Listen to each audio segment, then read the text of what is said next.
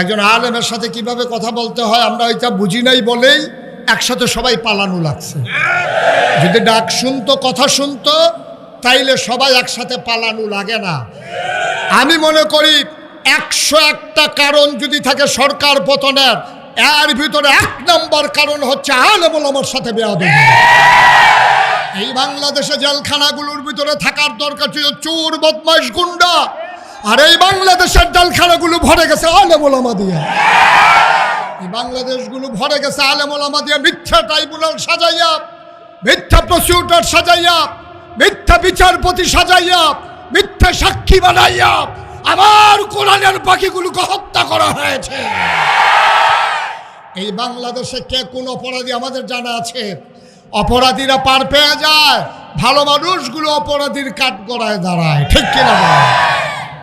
সুতরাং আমাদেরকে মনে রাখতে হবে এই সময় একটা গেছে যে এই মঞ্চগুলোতে কথা বলতে দেওয়া হয় নাই, মসজিদের মিম্বারগুলোতে হকের কথার উচ্চারণ হতে দেয় নাই। কথায় কথায় মসজিদের ইমামের চাকরি চলে গেছে, খতিবের চাকরি চলে গেছে। সেই দিন একেবারেই গেছে। সেই দিন আঘাত এসেছে, পাল্টা আঘাতের সময় ছিল না। আজকে বাংলাদেশে আঘাত আসবে তো পাল্টা জবাব হবে। প্রতিটা আঘাতের পাই পাই করে হিসাব নেওয়া হবে। এইভাবে আর ছেড়ে দেওয়া হবে না। আমাদের যেমন ওদের যেমন এটা বাবার বাড়ি, আমাদেরও বাবার বাড়ি।